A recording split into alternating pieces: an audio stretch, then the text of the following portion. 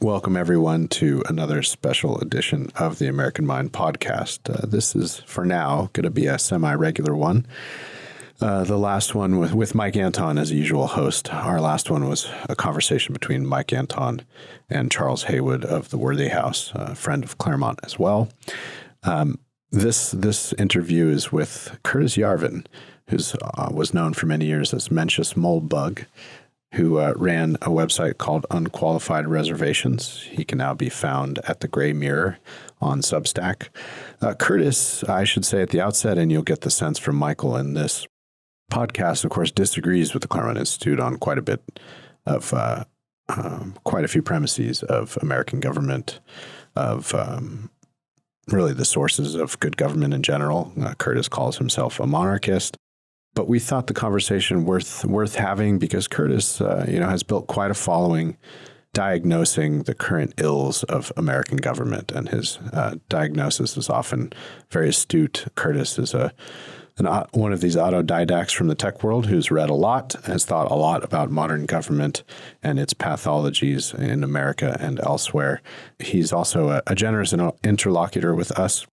So Mike Anton thought it would be nice to sit down with Curtis, really continue a conversation they started on the Jack Murphy podcast, kind of debate between the two of them, and get into these issues that we're all concerned about, even though we may disagree on the sources and solutions.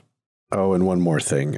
You'll notice there are some beeps throughout this. It's because one of Curtis's bad habits is swearing like a sailor. And this is a family podcast and a family think tank. So Jake Gannon, our engineer, was on the ball and tried to get all of it out of the recording. If he missed anything, forgive us. So with that, enjoy the steaks and keep an eye out for more from Mike Anton coming up.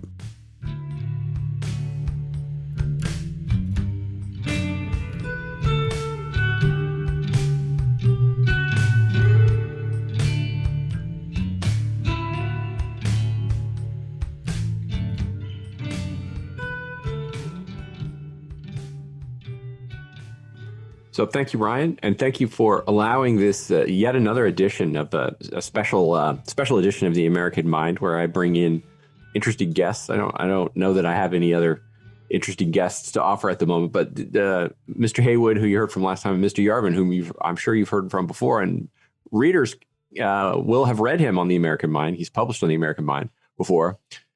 Is my guest today. Now, I want to take the opportunity as sort of the quasi-host here to make a couple of comments. First, I want to thank two people.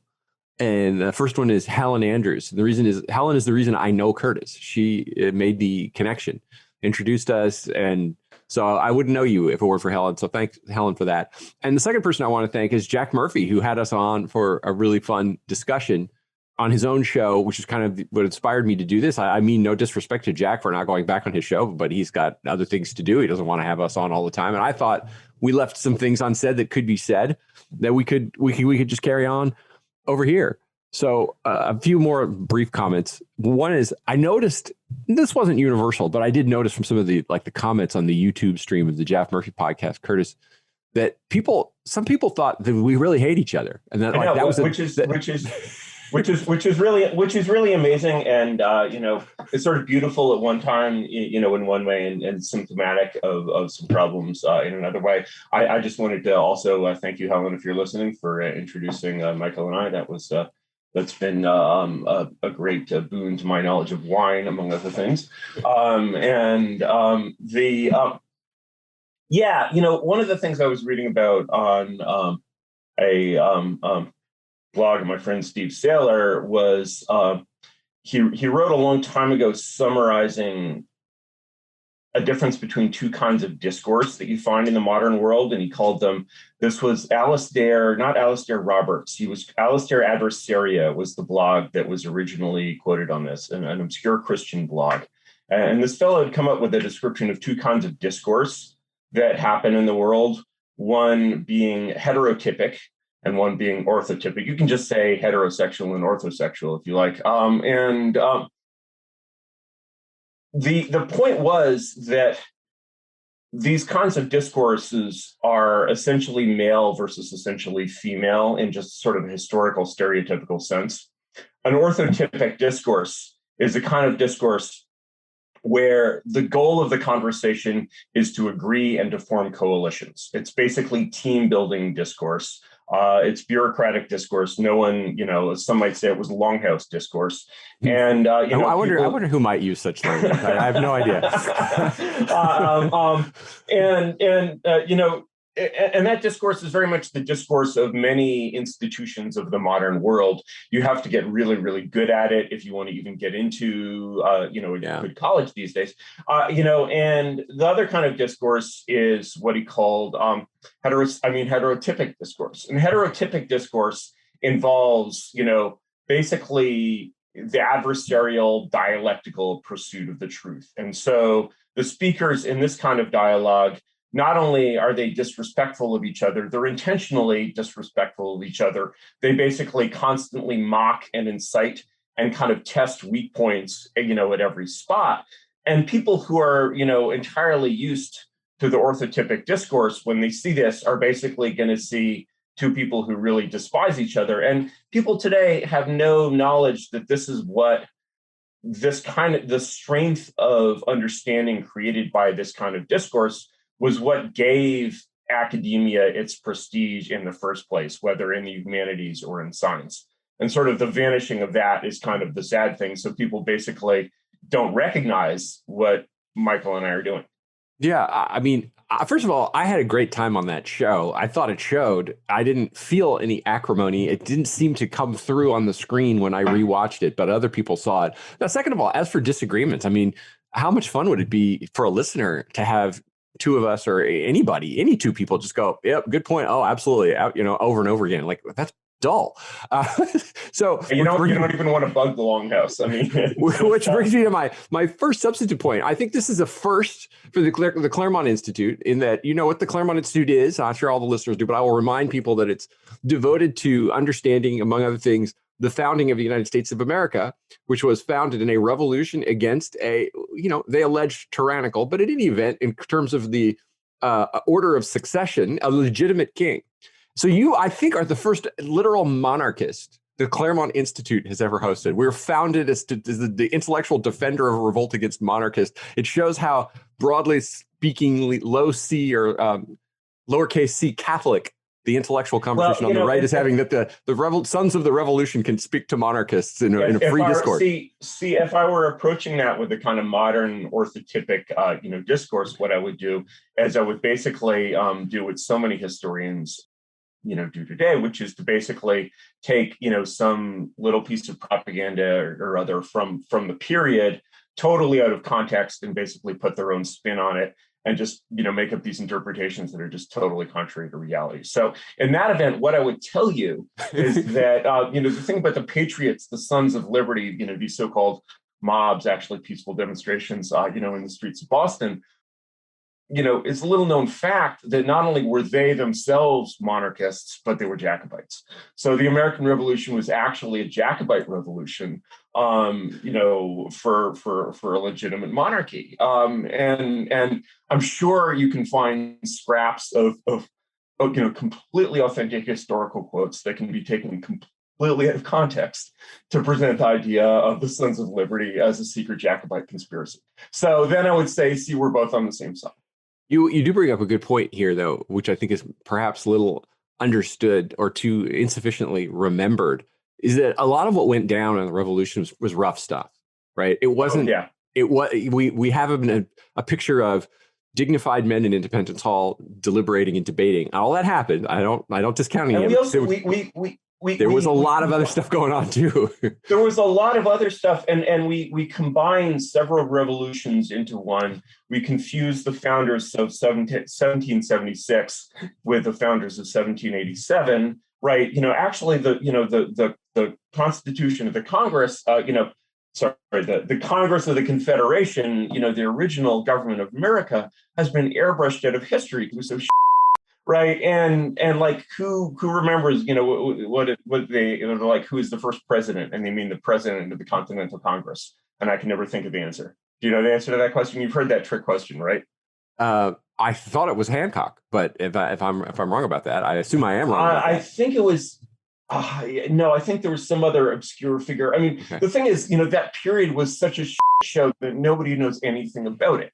Like states came close to going to war with each other. Like, I mean, like Rhode Island was just this massive, right? I mean, I barely know the period, right? And it's totally airbrushed out of history. And the real founding that created the founding documents that today our priests in black robes, obey is the Well, result of this reactionary coup of 1787. And actually the men of 1787 really don't have all that much to do with like Samuel Adamses of the world, right? well, with the Sam And Adamses of the world, but there is actually quite a lot of overlap between 1776 and 1787. Many of the yeah, same sure. people are involved, and not everyone. And the reason that some of them so they're were not involved in one so, period or another is that many of them were posted overseas in service to the Republic at one time or another. Some of them were moderates at the time, typical libs who later, repented the way Burke repented. And, Burke was like the freaking Jane Fonda of the American Revolution, right? I mean, like, this, right? And he was a huge, as part of the Rockingham Whigs, he was a huge, he was a flaming lib, and later he repents. And that because these people are not doctrinaires, because they can learn, they are the talents we think they are. It's very easy for someone like John Adams or Burke not to have to go back to 1776 and say, what side would I be on? But most of the great American intellectuals, people like Thomas Hutchinson, were on the other side, right? You've read some Thomas Hutchinson. Yeah. Really. I mean, you know what I just read? This is the guy who had his house burned down by the Sons of Liberty. With his library, he was America's foremost historian, as well as the governor of Massachusetts. Nobody even. I'm sorry, I'm ranting. What I just read that I hadn't looked at in a very long time is a book that Adams wrote. I think it's called Discourses on Government. Discourses on Davila. Yes, it was something he wrote when he was a political philosopher. Yeah, and I read big sections of it because I wanted to. Well, first of all, I was given a review. I was given a book to review by First Things, and the review is out. People can read it. I think it's called Pessimism Redeemed or something like that. But the book is called Fears of a Setting Sun. And the theme of the book is the founders' doubts about America. That is, they went to their graves. Several of them went to their graves thinking this isn't going to work. And has it? Well, I mean, they thought it was going to fail like within a year or two of their own death. Of course. It caused me to look at this Adams book that I hadn't looked at in forever and read some of the sections that he wrote about Machiavelli, who's a particular interest of mine. And I was really impressed at how well Adams understood Machiavelli and Montesquieu. He's really solid. He's a player. And the thing is that one of the things, first of all, he's a player. Second of all, you can go back. Another great thing to read is there's actually an exchange of 4 letters between John Adams and Sam Adams that I think, takes place around 1800 that is posted. And they're basically arguments, Sam Adams is liberal. And I mean, they're both, expressing political philosophy. Obviously, John Adams has the better of that one because he's the real thing. But it reminds you that when you look at sort of further speeches and further, like, the image of the American presidency becomes set by these people and stays with these people for a long time as essentially the philosopher king, as the sort of the philosopher in power. And so, of course, we can get right back to, I mean, the truth is, these guys were right. They were a little premature. The Republic didn't fail till 1860. Right. So I would, of course, dispute that in the name of my own thought and in the name of the Claremont Institute. But we can put that aside for now. There you go. Well, yeah. Well, we can put that aside for now.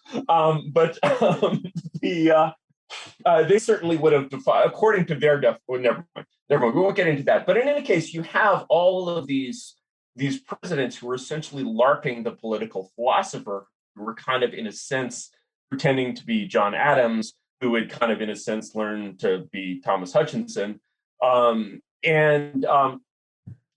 there's actually a debate, Massachusetts versus Novanglis, before that's published in some Boston rag, 1774 or something, between John Adams and nobody knows quite who Massachusetts is. I think it's like Daniel Leonard. It's someone completely obscure. And in any case, his Tory opponent just basically, as far as, accurate predictions of the future and kind of understanding of the present, really just blows them all over the map. And so you have to remember that when you look at, that generation in America was a kind of Athenian generation. It was one of these amazing generations that, come across only rarely. And in general, the sort of the highest aristocrats and the best minds of that generation were Tories. And so, when you look at John Adams and you're just like, this guy is a political philosopher above the, sort of normal rate of like, he's a player. It's like finding out that to a modern president is also like a world-class professional boxer, right? It's unthinkable. And so, this guy, this like President Camacho of the 18th century, is just representative of sort of the amazing genius of the founders' generation. And I think, we can all agree with the Claremont Institute that generation of thought has been attractive to Americans for quite some time. Well, we've had in a very similar way. I don't think we've had intellectuals necessarily comparable to the founding generation in high office at that rate, but there have been some, impressive feats. But they've inspired us. For instance, Calvin Coolidge is little known, actually translated Dante while he was president. Partly, I think, because of his philosophy of government was to do so little. He had a lot of time. He had a lot of spare time. Didn't Herbert Hoover also translate like a Latin mining treatise or something? I mean, that I didn't these guys know. were De Re Metal something. I might be wrong about that, but I know he got into that stuff. But yeah, the thing is, but even if you compare like Coolidge as a political philosopher to Adams, it doesn't really measure up. It's of course not. And so, that's part of the magic of the founders' generation is that we see these like glimpses of, or Ben Franklin, like, would I trust Ben Franklin with my car keys? No, I would not trust him to park my car. I think he was a very devious guy, but was he amazing? Yeah, he was amazing. And so like that whole milieu is just very, very attractive, but it's because it sort of produced this kind of texture of compressed excellence. It's only natural that I haven't read that book, but I certainly want to. It's only natural that these guys basically saw that this amazingness was kind of dissipating, and the thing that sort of this legacy of the philosopher president left with us is this idea of to be presidential is to kind of speak in these platitudes of philosophy. It's like, in a world where supremacy was military, they would carry around, AK-47s and shoot them into the ceiling. But instead, they pretend to be these lofty, powerful philosophers. But the thing is, basically, Adams was John Adams, fought with his philosophy like every day of his life, right? And it was a real thing for him, and he was really good at it. Whereas when you get into later, presidencies, you basically see just sort of scraps of bullshit that resemble, political philosophy. Well, with some exceptions, or maybe a little over. With some exceptions, of course. One piece that I really, really like. Have you ever read? I think I've recommended this to you before, but every historian's favorite president, James Buchanan, wrote a book published a book after the Civil War, explaining his part in its beginning. And nobody's read this book. And when you read this book, it's like when you compare it to Dreams from My Father, it's like 18 grade levels higher. Let alone Trump, right? Let alone Trump. And it's like it's sort of sad reading this because Buchanan is sort of clearly the last 18th century kind of law nerd statesman kind of individual. That's one thing that's so appealing about the founders is that they were all these the whole generation, the whole society were these massive law nerds. And so, that's sort of one thing about constitutional government is that it's designed in the 18th century for a nation of law nerds. I'm not sure we're that nation anymore. And that's, one reason I'm a monarchist. But yeah, this is all I hardly ever go outside the Anglo-American tradition. To me, this is sort of one stream of history. I guess there are these, some Italians I like, but mostly, everything that's good can really be found, in English, written originally in English. I'm sorry that's the case, continental people, but I think it's true. Well, I definitely would have to dispute that, but I do spend Well, I do spend a lot of my time, and if you part of go my back to job is to look antiquity, at of course, that's Greek and Roman books and Italian. yeah. I'm not excluding. I just mean I'm just dissing the continent. No, the continent, the continent's got its problems, but I am a big fan of Machiavelli and Montesquieu in particular. And Montesquieu is, hides the extent to which he borrows from Machiavelli and is influenced by Machiavelli and is much soberer on the surface, which also allowed him to. He allowed him to be very influential on the founders. And of course, the founders were able to admit that they read him. Whereas, to the best of my knowledge, Adams was the only one of the founders who would dare quote Machiavelli by name and admit that he got some insights from him. The rest of them would just, Machiavelli, granted, he had and still has, but especially then, this really bad reputation. So it was risky to even admit that you read him, much less cite him as some kind of authority for anything. All right, here's a question that I want to explore. And I know that you have, we'll get to this next, but you have read or some substantial parts of the John Bolton memoir. I have. I read a little of it too, but I just found it tedious and I stopped. Anyway, before that, sticking to the topic of monarchism, it is a bugaboo of mine, and I've been writing about it and thinking about it and talking about it a lot, that to make this distinction between monarchy proper and Caesarism, right? So Caesarism is a form of monarchy, but that follows a non-functioning republic, a republic that doesn't work anymore. I speculate openly in my book published last year, The Stakes, that whether we are headed for that. The Charles Haywood, who I did this with a couple of weeks ago, will openly advocate for it. Yes, that's what we need. He calls it, Augustan. We need an Augustus to come and fix the problems of today. I guess what I would ask is, do you abide by, you definitely think that the present regime is failing or has failed or doesn't work, and it should be replaced by some form of one-man rule. Do you believe in this distinction between, monarchy as originally conceived and a Caesarism that follows a republic? Or do you think they're all kind of a piece and it's a distinction without a difference? Well, I don't know who this Charles Haywood fellow is, but he's clearly a very clever man. You met him. He was at the Vegas conference. Right. Yes, I did. Yeah, I would. The way I would characterize, what you call Caesarism is essentially, despite my distaste for the continent, every regime begins in what you could call a state of exception. And so when you look at Caesarism, what you're seeing is the founding of a monarchy.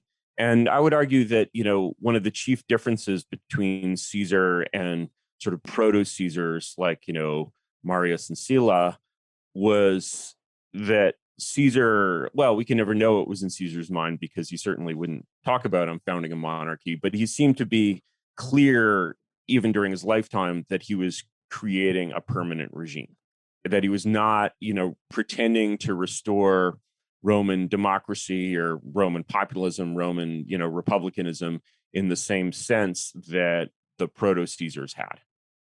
And that was really a significant advance, and that's one of the main differences, I would argue, between a true monarchy and a dictatorship is that the dictatorship, as literally, defined in the Roman constitution, Caesar, of course, was appointed dictator for life, a thing that I believe had never been done before in Roman history. And well, no, Sulla. It was always Sulla actually got that and resigned. You're right. Yes. I mean, sort of an ancient world Pinochet. Yeah. One of the lost texts that I wish we had is Sulla's Res Gestae. And because, like Augustus, he wrote a sort of a somewhat propaganda-esque list of all the great shit he'd done, but it was lost. So in any case, so Caesarism is essentially the installation of a regime of one type by a regime of another type. And so, of course, you have these three regime types as described by Aristotle: monarchy, the rule of one; oligarchy, the rule of many; and oligarchy, the rule of a few; and democracy, the rule of many. And what we have now is basically a theocratic oligarchy. It's a rule of priests, and a rule of priestly institutions, which means prestigious institutions like Harvard and the New York Times. and that's sort of the real core. That's the brain of the government. I always say, if the New York Times was a government agency, we would immediately see that it was the most powerful agency in Washington, and it's simply nominally this private corporation. So seeing picture, is like, okay, that's an oligarchy. So we don't like it. We don't think the leopard is going to change its spots. So how do you replace an oligarchy, and what do you replace it with historically? I don't know of any case in which one oligarchy replaces another. There's sort of no procedures by which you can do that, and an oligarchy only works by procedures. So it's sort of an end state. So your two alternatives to that are democracy and monarchy. So again, the list as Aristotle saw it, monarchy, oligarchy, democracy. The way we would say that in the New York Times would be dictatorship, democracy, populism, right? And so what we call democracy in the New York Times is actually oligarchy, and what we call populism in the New York Times is actually democracy. And I was just reading I saw this wonderful quote in, of all places, the Wikipedia entry for Athenian democracy. And it's a quote by a professor, a current day professor named Salmons, I think. And basically Salmons is like, the curious thing, I'm just paraphrasing here. Salmons is like, the curious thing about those of us who would wish to emulate Athens is that almost everything we know from almost everything every source we have about Athenian democracy is that everybody thought it was shit. And we have almost no pro-democracy writing, and that was why, understandably, that was the reputation that Athenian democracy had, not only for basically the next 22,000 years. So when you're looking at this question, you're like, okay, here's the problem. The problem is populism is actually really, really bad. It doesn't work. And I think that populism, in the sense of having the government controlled by the popular will, populism in the Rousseauian sense, in other words, democracy in the Rousseauian sense, was really proved just as our oligarchic institutions were tested during COVID. Also, populism was tested, and I don't think populism performed very well either. And it didn't impress me. It doesn't seem to have, it produces this sort of ridiculous loose cannon who's in it for only for himself, apparently. It does not seem capable of, like, we're not, even ancient Athens wasn't ancient Athens. And basically, when a lot of bright right-wing Americans read Victor Davis Hanson and think we need a new Pericles, they get Trump, who is not exactly Pericles. Yeah, you bring up Pericles. You're certainly correct that most writers in the ancient world, nearly all of them, condemn not just Athenian democracy, but democracy itself as a bad regime. The closest you get to unqualified praise, and it turns out to be qualified, is Pericles gives, or Thucydides recounts 3 speeches of Pericles in the book. The first one, and in each speech, they get progressively a little bit more, he admits more of the problems, right? Starts out really sanguine. Second time, he's like, well, and then the third one, he has to sort of smack the Athenian people upside the head when they're saying, hey, we're tired of this. Let's give up the empire. And he goes, you can't. But, there were certainly benefits to Athenian, Plato, Aristotle, Xenophon, they all seem to prefer Sparta to Athens as a regime. It's a better regime, even though they think Sparta's flawed. But they admit that there are, in line with what Pericles says in the funeral oration, they definitely admit some of Athens' strengths over Sparta. And they all would say that they were lucky. Well, Aristotle wasn't born there, but they were lucky to be Athenians and not somewhere else. That only Athens could possibly have given rise to philosophy, to the comedy and tragedy, the immense arts that it produced. The best interpretation that I have as a monarchist of that, was a line written by the Victorian historian James Anthony Froude, which is spelled Froude. Although you pronounce it the way England around here somewhere. Although, yeah, I've been reading that too. It's amazing. That's History of England from the fall of Wolsey to the death of Elizabeth, 12 volumes. And anyway, Froude says that when you look at the history of Athens and of Athenian democracy, essentially, the sort of burst of democracy and even more generally liberalism, which is a totally different thing, although, they're in the classical liberal sense, although they're often associated with each other, is that it's sort of like the flower of the century plant.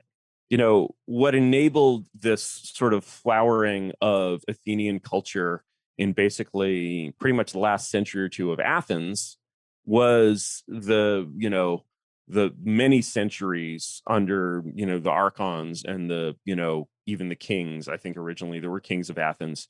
And so, essentially Froude is agreeing with another writer that, we've talked about that is amazing, which is Fustel de Coulanges. And he's saying that what you see is a sort of magnificent flowering corruption of the kind of sort of deep, core virtues of Athens that in flowering exhausts itself and never returns. So it's still a black pill. It's still a pessimistic thought.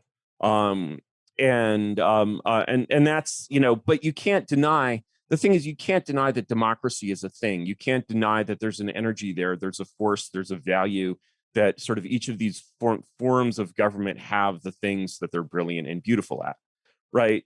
And so, that's why the three are really the three. And so what Caesarism is, to get to sort of push back to your original question, what Caesarism is basically the use of democratic force in the proper way. The use of democratic force in the proper way is ephemeral. It's basically, it shouldn't be like, the Assembly of Athens, like, sitting as a, grand jury for everything and, under the sun and killing Socrates and all of that. It should be used to basically transition from one form of government to another. And so Caesar essentially uses democratic Roman politics to basically put himself in a position to take over the state, right? All right. Now, to bring this up to date, that is to say, what's going on in America. I think you and I, however much we differ on certain things, we're not fans of the present regime.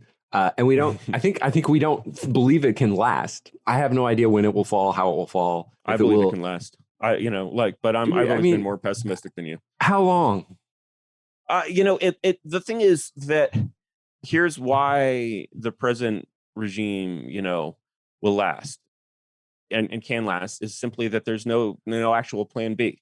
When I'm like, okay, how does a regime fall? It doesn't fall and shatter into a zillion pieces. It falls by being displaced by something else.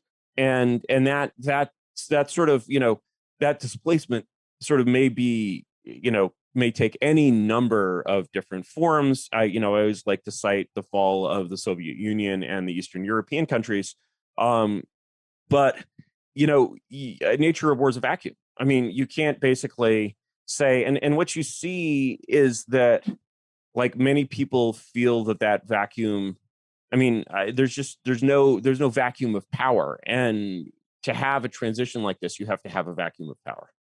But couldn't that, I mean, so to get it back to something maybe we do agree with on, I mean, this regime doesn't seem particularly competent at the moment, and it seems to be getting less competent by the day. So the Soviet Union, I don't know, was pushed because there was an alternative.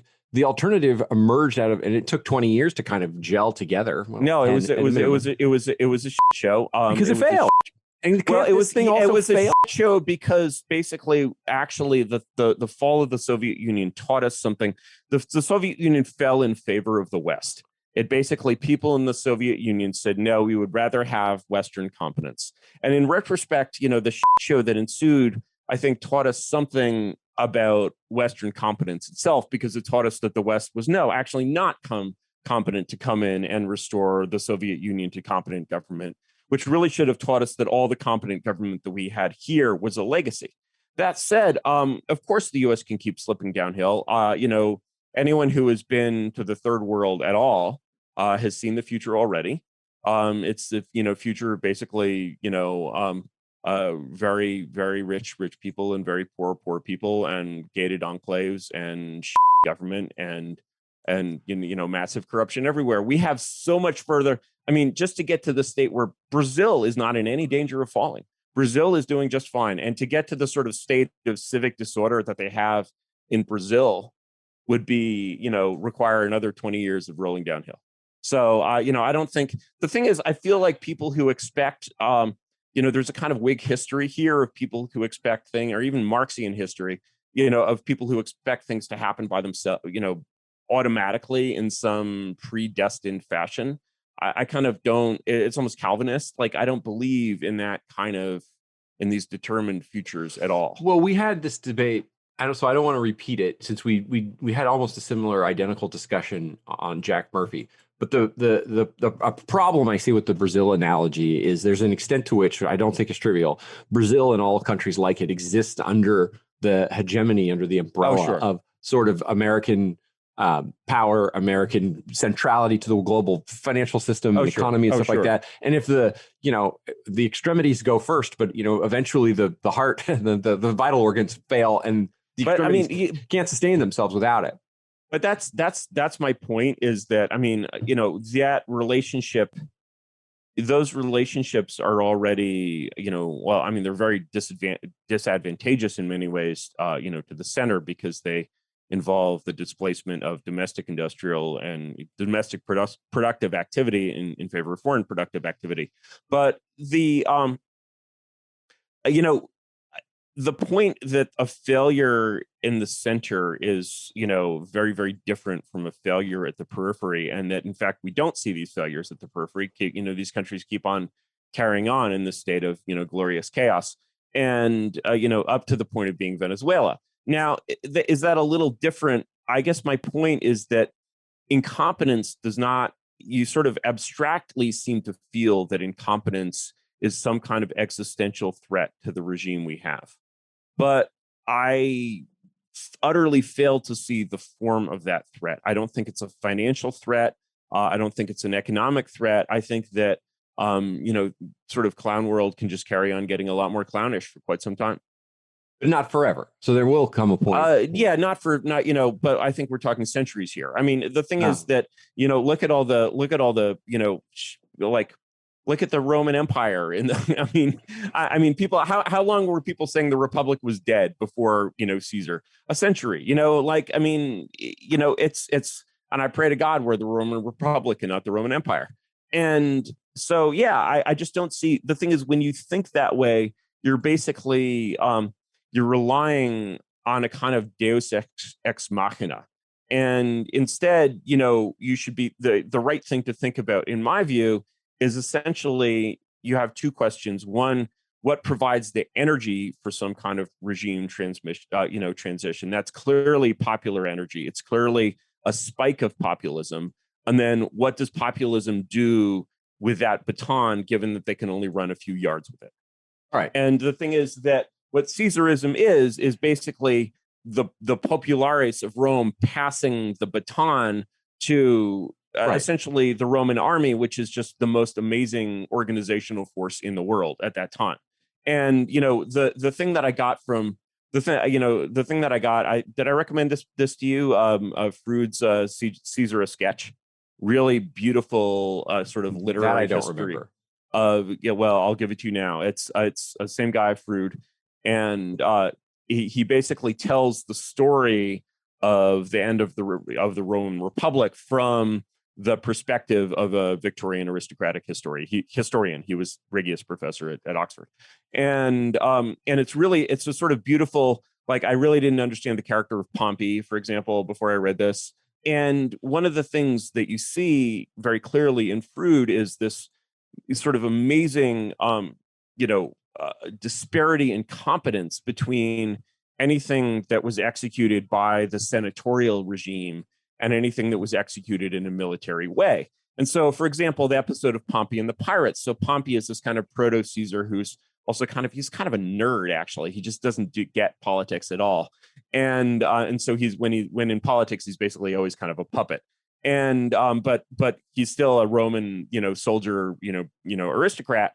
And basically, Rome has the whole Mediterranean has this fucked up pirate problem that's developed over decades, where you have these pirates who are they're like modern day drug gangs in Mexico. They have all these relationships with the local authorities, et cetera, et cetera, et cetera. And they're like pirate princes, and it's this huge thing, and it's costing huge amounts of money, and Rome is totally failing to solve it.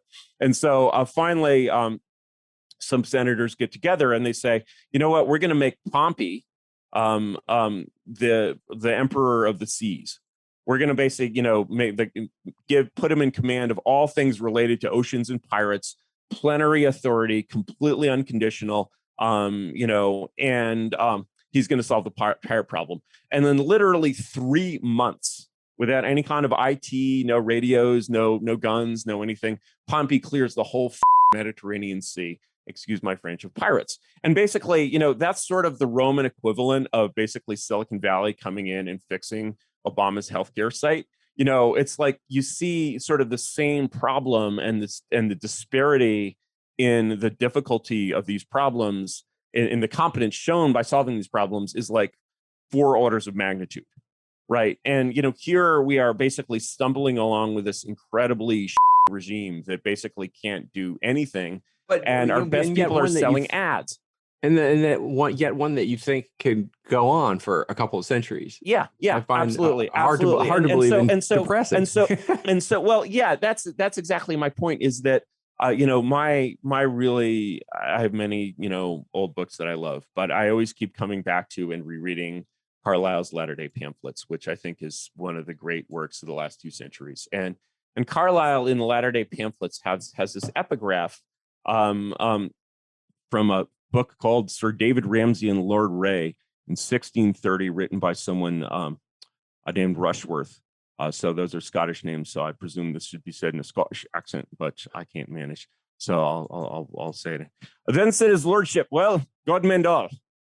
"Nay, by God, Donald, we must help him to mend it," said the other. And the thing is that the attitude of, well, things are so that this regime is bound to fall or whatever, is really just which it's pure Whig history, and you hear it everywhere. And that's basically the God mend all attitude. And the nay, we must help it, the attitude, of course, is very Presbyterian. Carlyle is this real Scotsman. He's a real John Knox man. And the John Knox, the Calvinist, the original New England, since we're getting back to the founders, the original New England attitude is very much, we must help them to mend it.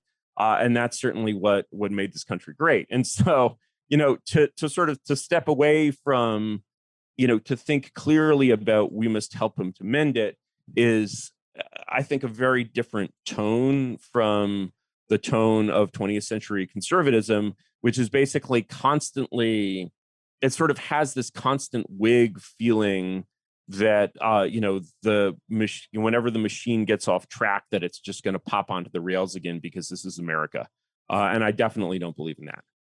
All right, now, according to Aristotle and most history, right, monarchies are established in a certain way. If we think about the monarchies that we're most familiar with, the modern European monarchies that dominated the Middle Ages up through the early modern period. We sort of know how they came to be, but also their origins are shrouded in mystery, right? These are monarchies. These are monarchies of the battle axe, right? And so this is why examples like Caesar and Napoleon are so valuable to us. Napoleon, although his empire failed, still had an enormous impact on the realities of governance in the continent today. And he's really like even the Bourbons, when they came back, basically reused the Napoleonic system, and so does the Fifth Republic, or whatever you want to call it. And so that is sort of the way of establishing monarchies, sort of by the sword. Out of either, there are no kind of indigenous barbarians outside of the the Sentinel Islands, right? What would be ideal is if we could somehow arm the Sentinel Islanders and, sort of launch them on a kind of military career. But there are no sort of true barbarians. There are only sort of feral, rebarbarized peoples. And given that, you're the example of the monarchies shrouded in historic Fustel de Coulanges antiquity is kind of impossible. So, really the pattern of Caesar is such a strong one because there were so many strengths about the regime that he created. It was so stable. It ended all kinds of, my God, to end the red versus blue dispute in America. After Caesar came in, people forgot about the whole class conflict in Rome. Really, to a substantial extent, it just went away. And this had been the fixture of the Republic for like 4 centuries under different terms and in different contexts, right? From the Aventine secession to like the rise of Caesar, that's like 4 centuries, 5 centuries, like it's insane. And so, you really have in Caesarism, people, the reason that people supported Caesar first before he won and then after, he won, is that they saw the end of this bullshit on the horizon. And then when it appeared, they're just like, my God, this is all over. How wonderful is that? And that's a sentiment. That's the kind of sentiment that's needed to sustain the founding of a truly stable and civic new regime. And, so if you don't think that the regime that we have is, if you think it's stable or strong enough, but you'd prefer a monarch, and you don't think that the way monarchies typically get established can be established in this way here. So I heard you say something earlier that maybe gives me the answer, which is you said that there's one of the reasons you think this regime will go on is because there's no model for ending it, right? And I suppose you're trying to provide that in what you're writing. Yeah. So you basically want to say, okay, and anything that you do at a constitutional level, should be done as Augustus did it, within sort of the most legal possible parameters. You basically you have to show your respect for the old things. This is exactly what FDR did, and so in some ways, really, FDR's kind of constitutional revolution is really the ideal template. You've heard me do my infamous performance of the last 10 paragraphs of his first inaugural, which everyone thinks is Hitler if you just read it straight out loud. And I'm not going to repeat that here, but the pattern of that. When I talk about the New Deal to people in Silicon Valley, I'm like, the New Deal was a startup government. The New Deal was a world. If you were, part of this rising intelligentsia of the 1930s, if you weren't a communist, you had friends who were. It was the coolest thing in the world. Being a communist in the 30s was like being punk. And all the best people were communists, and you were crazy into FDR, but maybe didn't think he always went far enough. And you just graduated from Harvard, and you get a telephone call from a good friend of yours who knows Tommy Corcoran, and he's like, "Hey, want to come to Washington? We'll give you $5 million to electrify Arkansas," right? And so you had this total startup experience where you had this thing that was full of vitality, full of energy, could turn on a dime, could create and destroy agencies like no one's business, and had this incredible mission of basically bringing America up to European standards in the 1930s. Incredible experience. And the people that did it were often just plain amazing. Of course, in many respects, it appears to us to have been the wrong path. They certainly didn't think of it as the wrong path. And their view of basically the operations of the executive branch under FDR are very much, it was fully executive. It was really a dictatorship. I would say that FDR had the same power over the agencies that Congress has now. All right. And Congress was kind of largely a rubber stamp. And so, what FDR wanted, FDR got. And that condition, as compared to the condition of the executive branch, today couldn't be more different. So was FDR an American Caesar? Of course he was. And, the difference is that FDR was not replaced by a succession of further Caesarian figures. He was replaced by sort of the Trumans of the world who basically, checked boxes and did photo ops for the permanent bureaucracy. And, Truman, you have sort of a progressive seepage of authority out from the White House down into, what we know and love as the deep state. But, that was, there was no deep state that was like resisting FDR. Like, okay, you have some like old guard in the army and the State Department. That's about it.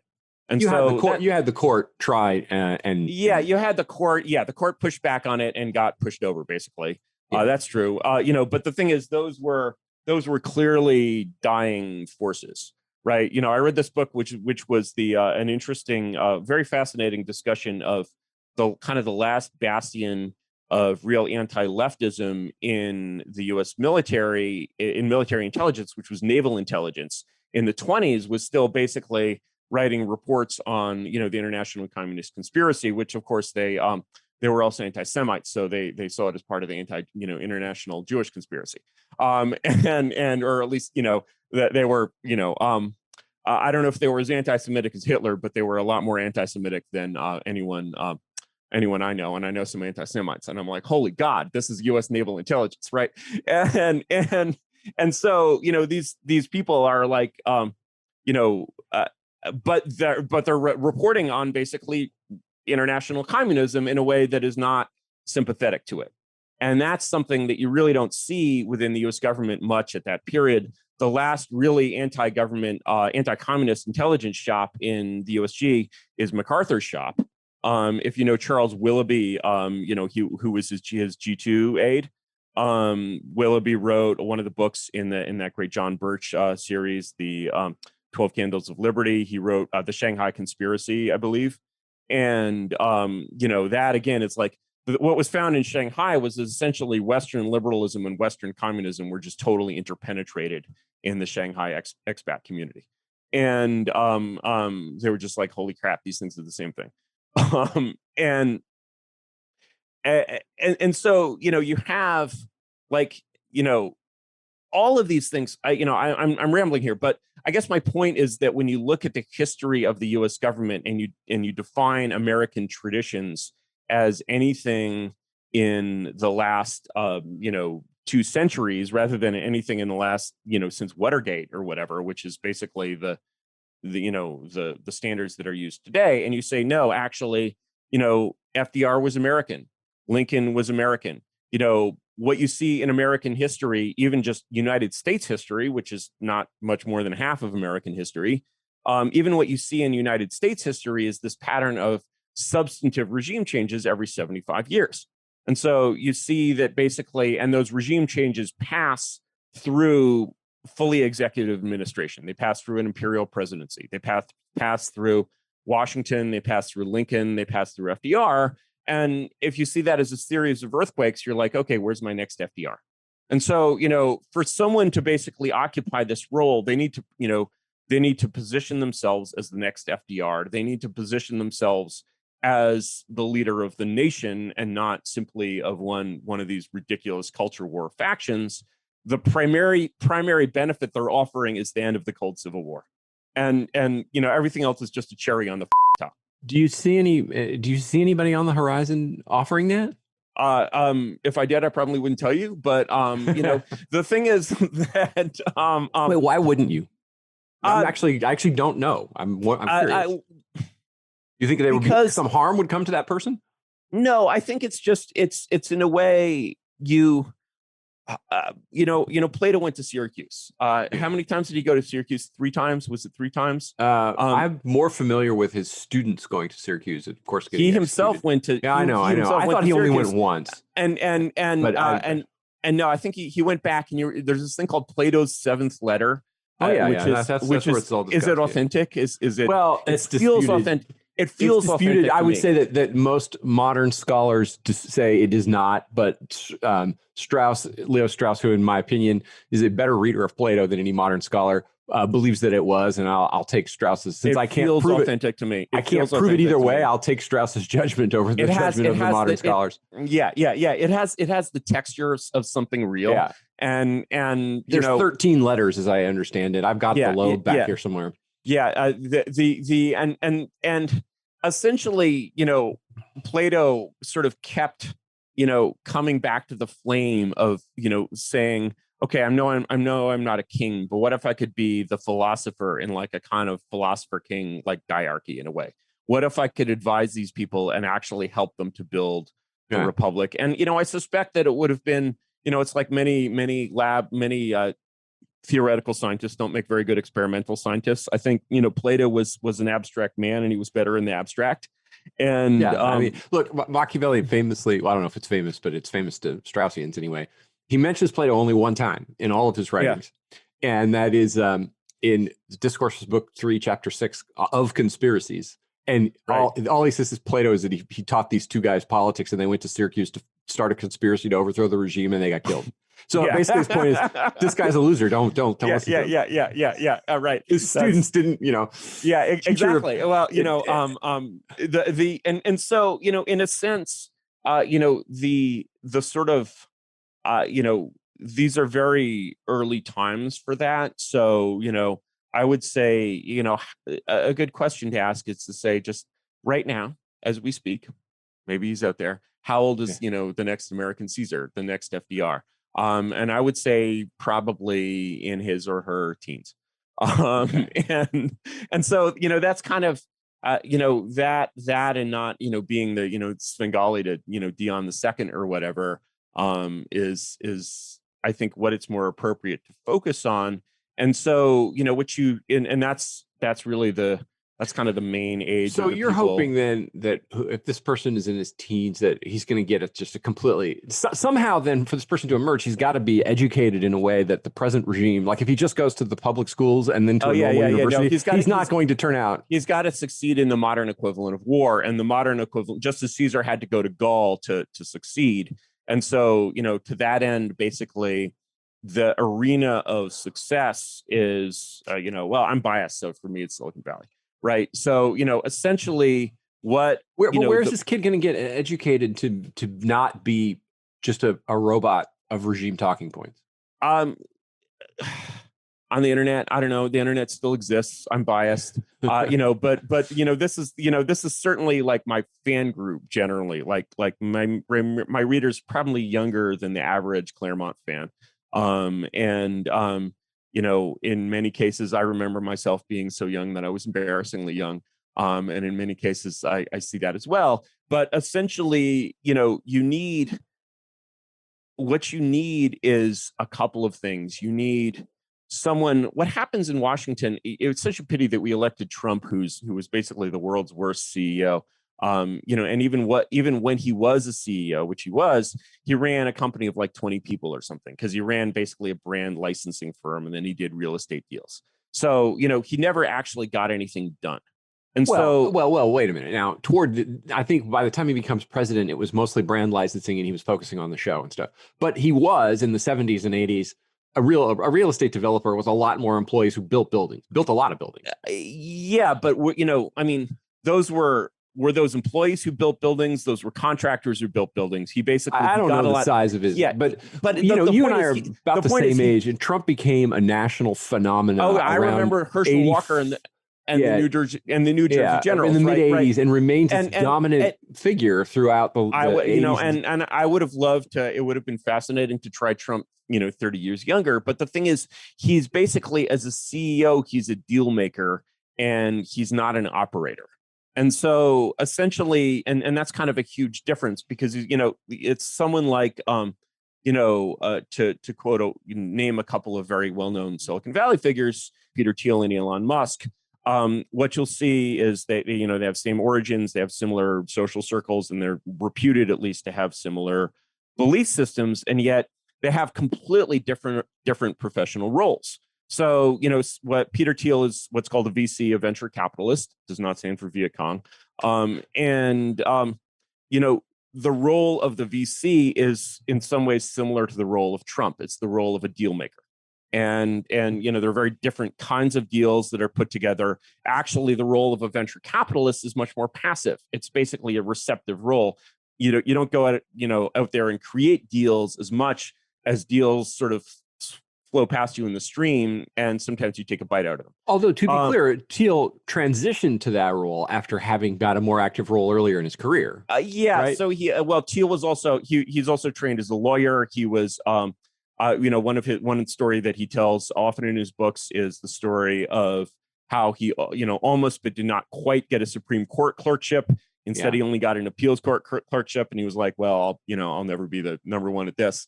which I think is a lovely attitude. And I remember once I asked him, because I knew him when I was in college. I was in Really? Berkeley and he was at Stanford, and I friends of mine in common.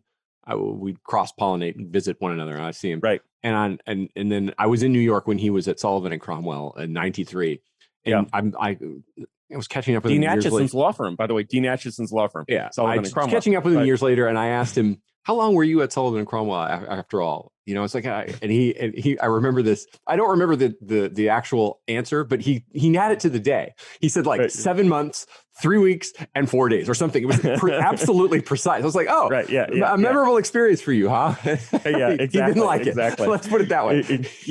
Yeah, right. And so, but the thing is, if you look at someone like Elon Musk, for example, they're the opposite. If a VC is a hedgehog, a founder is a fox.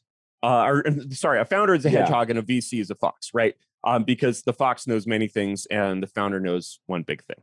And, Elon Musk is so amazing that he knows actually 2 or 3 big things, as well as several other things, which he maybe doesn't actually know. But his achievement and, his achievements on Twitter are disputed, but his achievements in building these amazing companies from nothing out of something that clearly wouldn't exist without him are just spectacular, right? And the thing is, to say that Elon Musk in the companies that he has built is a kind of passive leader or kind of lets his subordinates take responsibility or likes to delegate obviously could not be farther from the truth. Right. No, the knock on him from the right that I hear, and I have no idea, Sure. I just lack the competence or the knowledge to say whether this is true or not true, is that so much of what he does is one way or another, either on contracts or other ways funded by the government. Yeah, well, that's libertarianism talking. I mean, the thing is, you could say the knock on General Groves was that everything he did, was on contracts, right? I don't care that he's part of the government, or something. Yeah. I care that he can get shit done. And this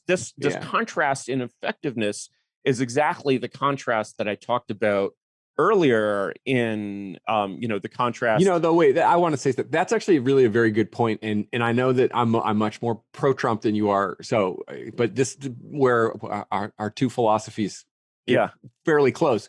Like this right-wing, conservative, libertarian, whatever, just hatred of government at all costs. Like if the government is accomplishing things for the people, why are we against that? That's just because it's the government. If that's really foolish, we're against it because usually it doesn't accomplish things for the people. Usually it spends and wastes and dithers and dallies. And I know a lot of doesn't Americans do anything.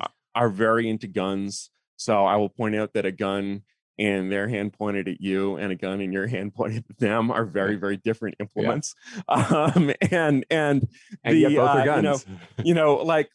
Exactly. We want their guns. And once we have their guns, we want to treat them with exquisite courtesy, but take away their guns.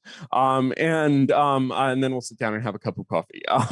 But they need to be completely disarmed. And that's basically, when you think about cold civil war is cold civil war. And, as you know from reading your Clausewitz, the goal of war is to disarm the enemy. And Caesar very well understood that. And you'll notice that you could argue that he was a little rigorous with Gaul at various points, but in his dealings with Romans, at least, he never, ever went farther than he should have. And he basically, like Napoleon, his goal was to... If anything, you might say if that anything, he was a little too lenient. Quite far enough. I know, but I think that's more a matter of personal security. I think that's something that everyone should take very seriously, obviously, and that's the real lesson of the Ides of March, right? But and Augustus, it's true. Augustus did do a little bit of a prescription there, right? Like he was like, no, we're not going to have like Cicero like floating around there doing his Cicero thing, right? But Antony actually took care of that, but they were on the same side at the time. They were on the same side at the time, right? No, you're right, but it's like that's. I mean, that's correct. It has a certain flavor of like attributing the Holocaust to him. No, I think you're right. I think you are right to say that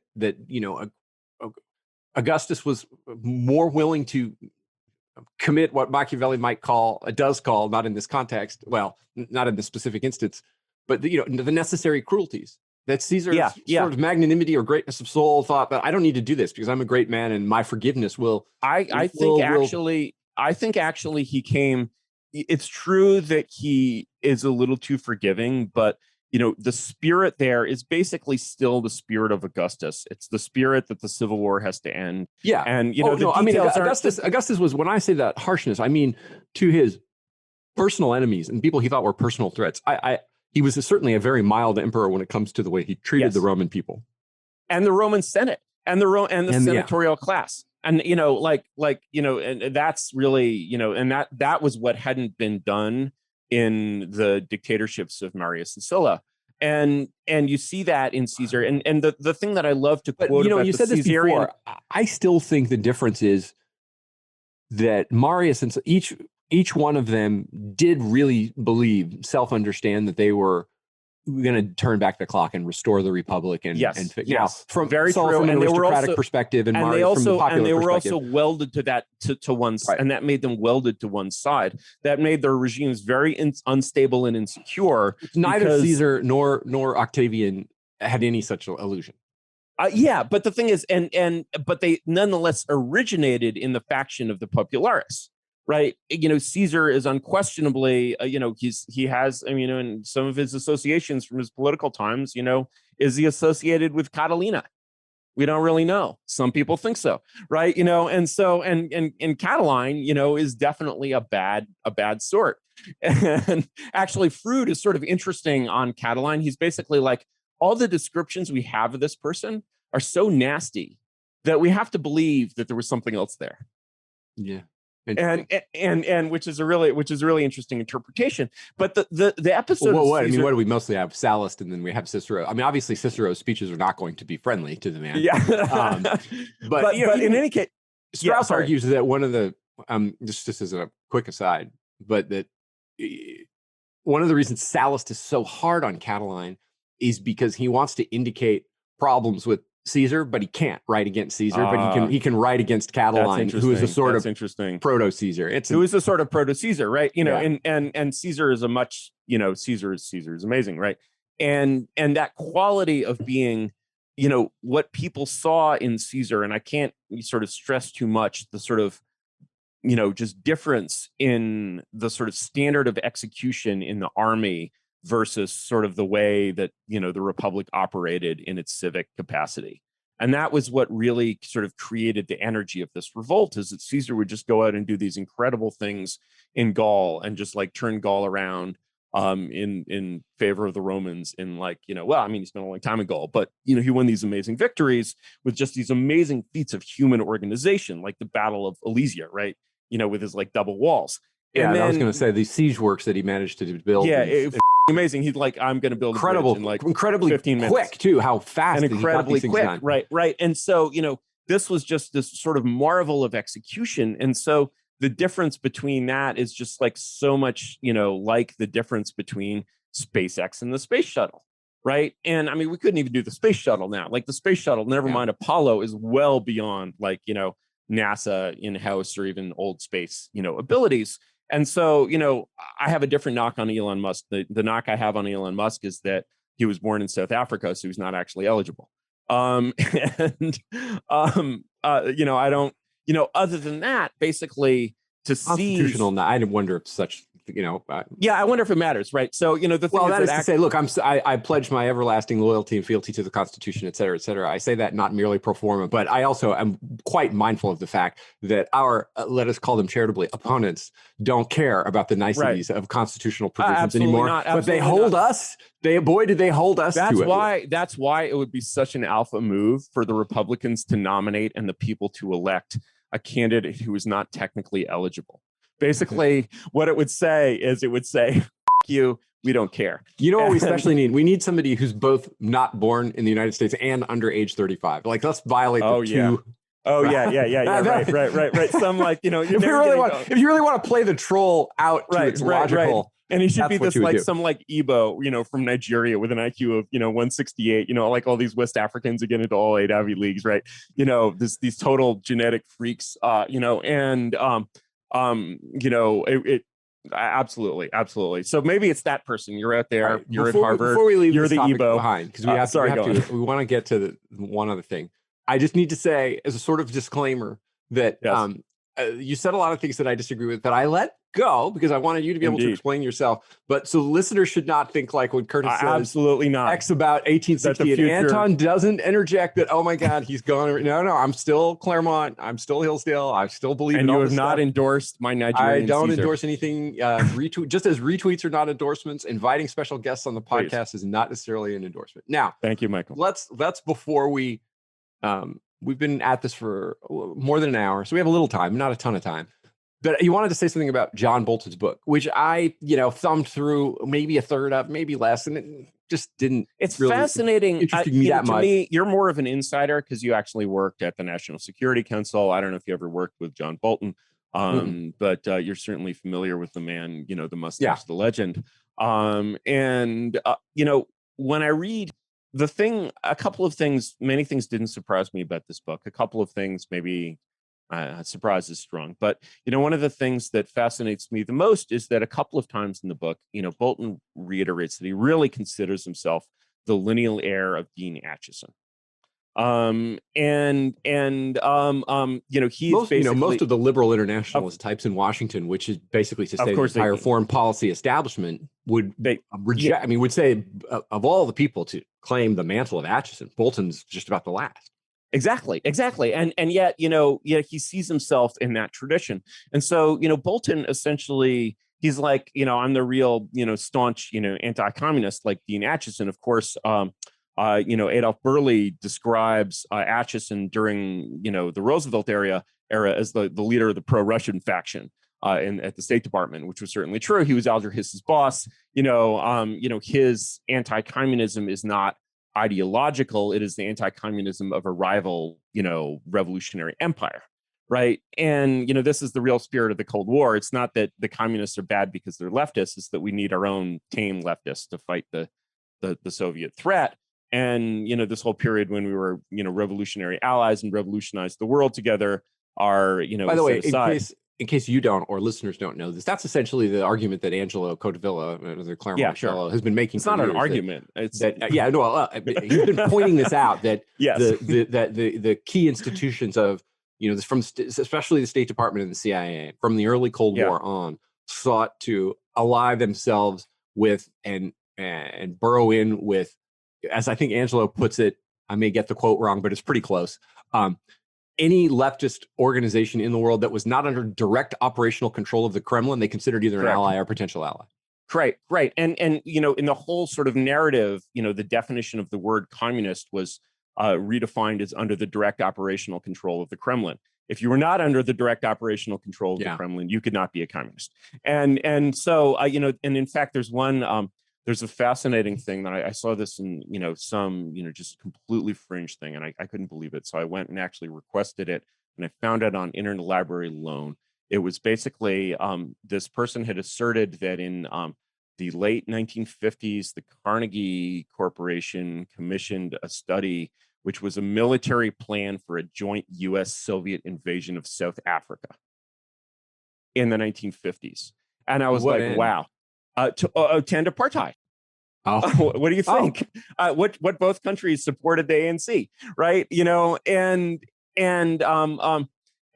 I went and ILL'd this. It did in fact exist. It was like, this was when I really had a lot too much time on my hands. The military plan was only the last chapter. It began as a sanctions plan, but there it was. And the thing is, of course, obviously these militaries cooperated to stamp out fascism like 12 years ago or whatever. So why shouldn't they keep doing it?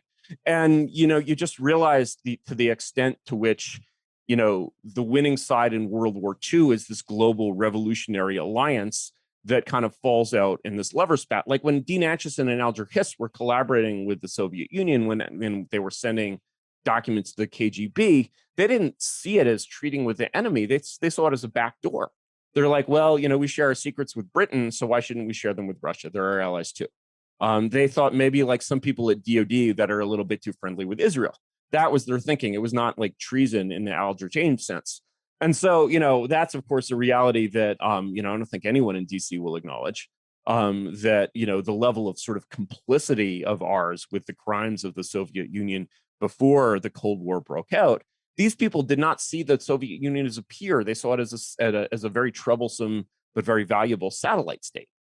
right? And that's how Dean Acheson thought, and that's why 40s Dean Acheson and 50s Dean Acheson are not really terribly in conflict. No, They're really the this same is person. interesting to me in that that's not the way Acheson presents himself in his memoir. No. Of course it's not. Of course it's not. Like why? Yeah. I mean, remember Mandy Rice Davies? Yeah. From the I'll give you the Mandy Rice Davies answer on that one.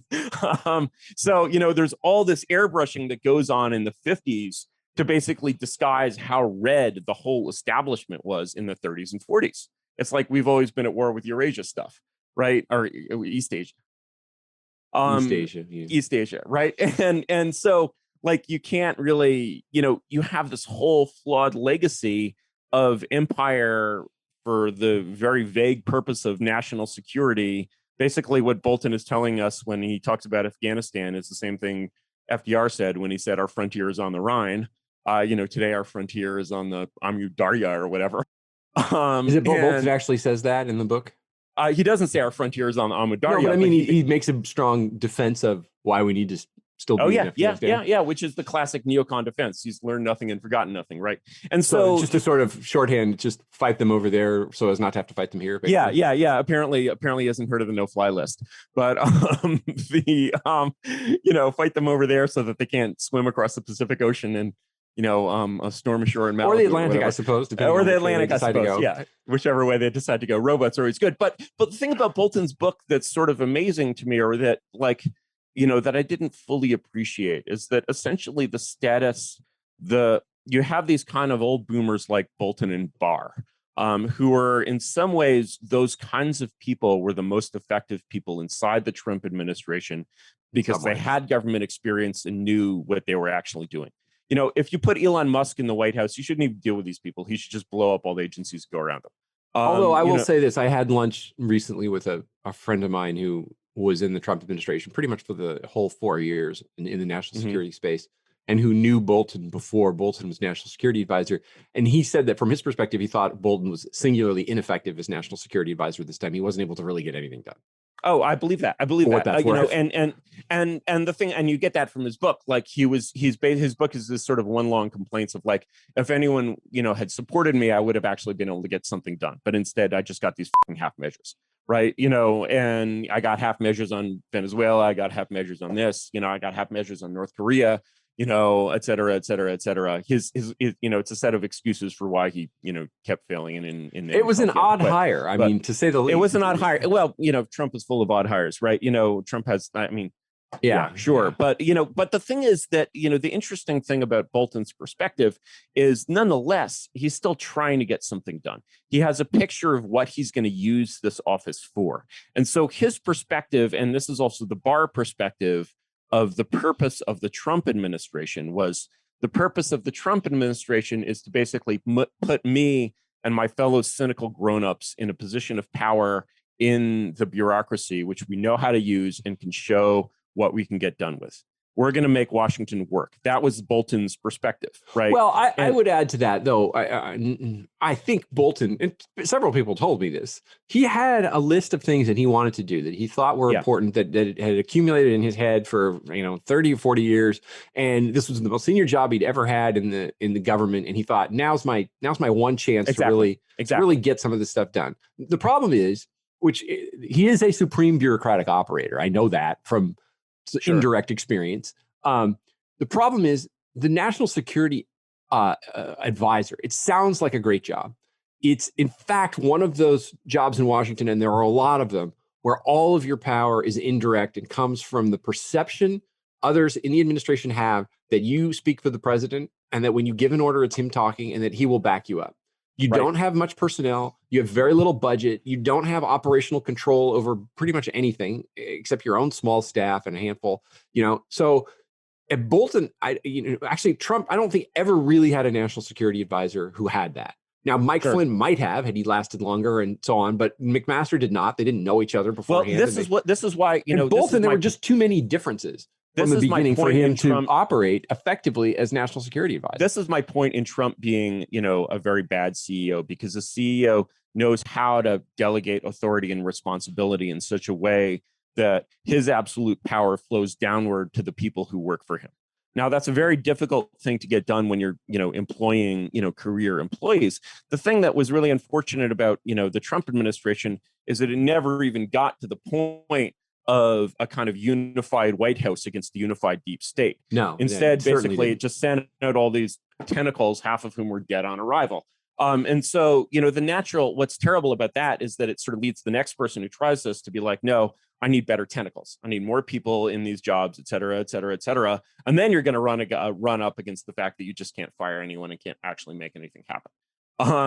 The best case scenario for Trump, which certainly didn't happen, is, as you say, a completely unified White House. Never had it. And then, brilliant hires. First of all, he would have needed to actually fill the 3,000 Schedule C employees he had, appointments that he had at his disposal, and he didn't fill. I don't know what the number was, but it was something like half. Amazing. And then half of that half were the wrong people. Yeah. So even if he had a completely unified White House, which is totally under his control, he doesn't have to worry about confirmation or any of that, and is able to identify and vet 3,000 correct, capable people who are signed onto his agenda and get them through the Senate in time to staff up an administration, all very, very difficult. And then he's done that. He still faces this enormous problem. Exactly. That's only 3,000 people. And so what we're saying about Trump is we're sort of saddened that he didn't manage to untangle even more than 2 or 3 strands of the Gordian knot. And so, the sort of the temptation of that line of thinking is to say, okay, whenever we get, the chance to, perform this amazing fucked up opportunity again, we're going to get a guy who can untangle 10 or 15 or even 20 strands of the Gordian knot. The thing is, you shouldn't be messing with the Gordian knot at all. You should basically, you should be executing executive power from day one in a totally emergency fashion. You don't want to take control of these agencies through appointments. You want to defund them. You want them to cease to exist. And that's a totally different set of strategies. The only thing that, it's like you're essentially advocating for someone to, age-old move, right? Which is gain power lawfully through an election, through legal means, and then exercise it unlawfully. And what do you think the actual chances of that happening are? It wouldn't be unlawful. It would be you'd declare a state of emergency in your inaugural address. Unlike FDR, you'd actually have a mandate to do this. FDR will, where would that mandate come from? It would come from basically running, saying, "Hey, this is what we're going to do." And FDR didn't do that. FDR ran as a conservative Democrat. He's like, "We're going to eradicate government waste." Right? You can read the 1932 Democratic platform, and it has nothing to do with the New Deal. Nothing. Zero, zilch. It's a classic bourbon Democrat platform. So, FDR actually does this, but he does this in this kind of sneaky way. And then he goes in his first inaugural, which is really worth the read. And he basically says that, toward the end of the speech, look, Congress, you have 2 choices. Either grant me absolute power, I'm going to take it anyway, because this is a national emergency and it demands national unity. And, and he uses all these military metaphors in doing so. He really goes full Caesar. And it's a very 1933 speech. And so he essentially, his way of taking power is to request that power from the people who Americans believe have the right to grant it. FDR kind of half asks and half takes. It's kind of alpha, it's whatever. I wouldn't do that. I don't think now is really the time for it. But if you basically say, look, one of the geniuses of the American Constitution is its numerous ambiguities. Its ambiguities are, in a way, poetic ambiguities. And one of the things is that the Constitution is so ambiguous that it basically, it's currently ended up in the state of legislative dictatorship, where basically, really deep state is the legislative branch. It responds to Congress. I was going to say, it's not the actual legislative, which does not exercise its enumerated power. Yeah, this is one of, Burnham's things between, the real meaning and the official meaning, right? And so it's wound up in this weird state of legislative supremacy. And but it doesn't specify legislative and judicial supremacy. Nothing in the Constitution. But just to clarify, it's really rule-making supremacy as a substitute for legislative supremacy. So it's the rule-making bodies within the legislative, agencies. exactly. The legislative bodies, take that authority secure it from democracy by having, elections with these incredible incumbency rates and parliamentary procedure with incredible seniority. They sort of create this thing that's nominally reelected every 2 years. Of course, the founders thought that the House of Representatives would be a hotbed of populism, right? And instead, it's a hotbed of, gerontocracy. And that gerontocracy. Although within living memory, it had been. I mean, you could think of it as the 1994 election was a populist revolt, and it was a resulted in populist revolt that went absolutely nowhere. And just ran into this,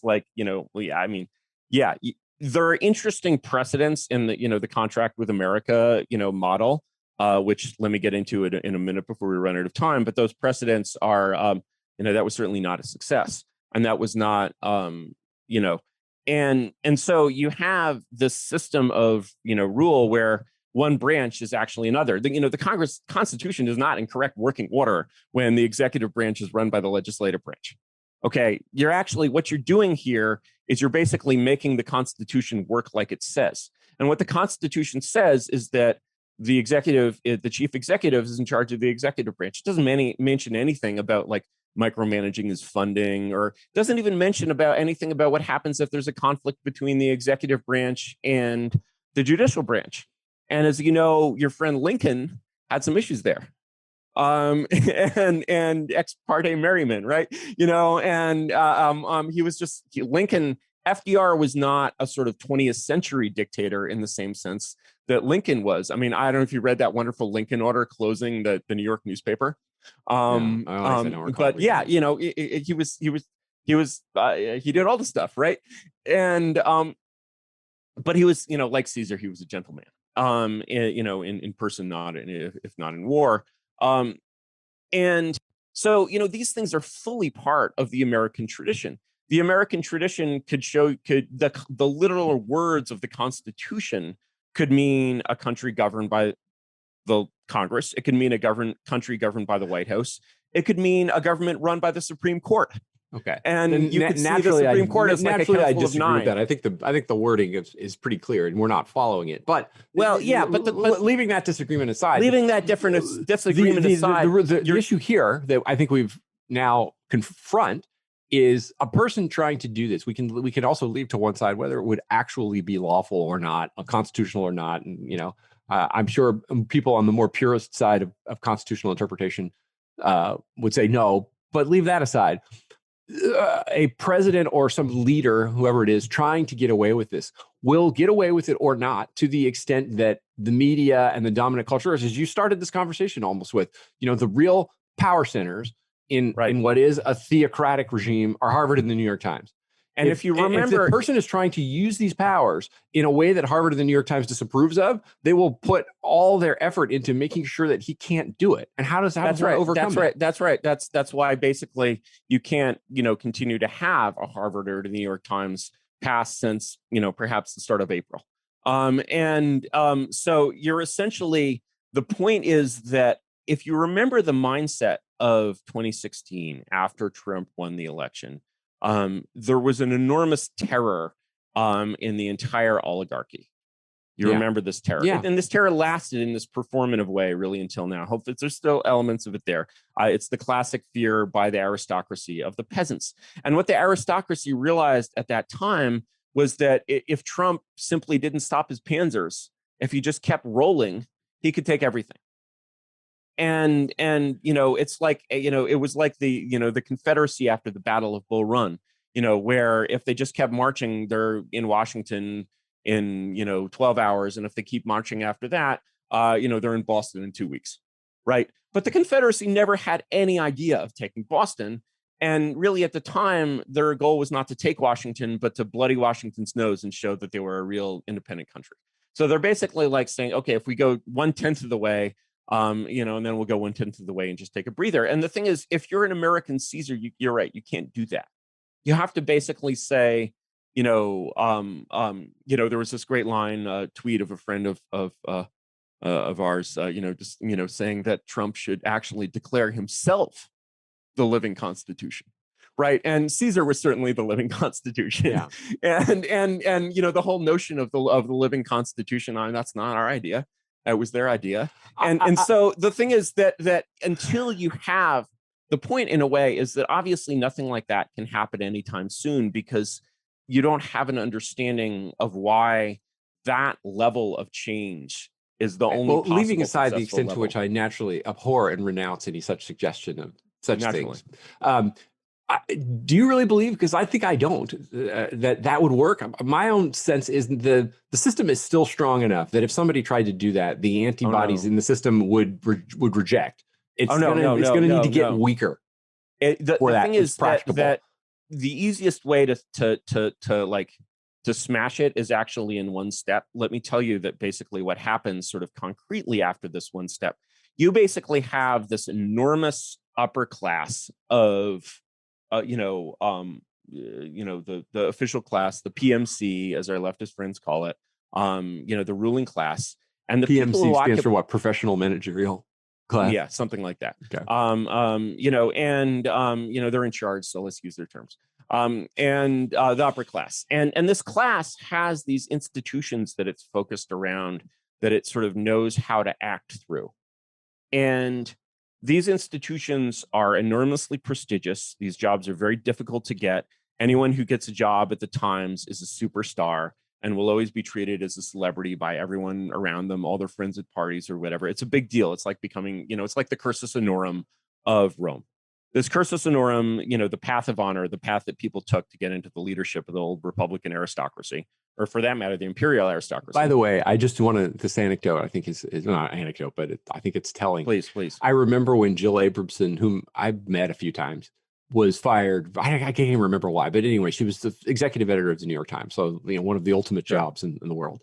And she ran afoul of them somehow for some reason and got fired. I don't know how many years ago. And in a profile about her, she revealed in this profile that she had two. This is a lady at least I would say 10 years older than I am, 15 years older than I am, and who was the executive editor of the New York Times.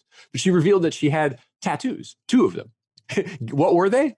One was an H for Harvard, and the other was in that Gothic script, identical, a T for the New York Times, the Times logo. She had a tattoo of Harvard and the New York Times. Like that it does reinforce your point that these are the two most important institutions in America, and that somebody who has been through and was to both felt that they were so life defining. She had them inked onto her body. The internet doesn't have an image of this tattoo. Not that I recall. I recall her just saying that to the interviewer or something. In a piece I'm writing, I call them the Department of Reality and the Department of Truth, and together they make up the Department of Reality, right? And so the thing is, the idea that you're going to be a Caesar and take power and operate with someone else's Department of Reality in operation is just manifestly absurd.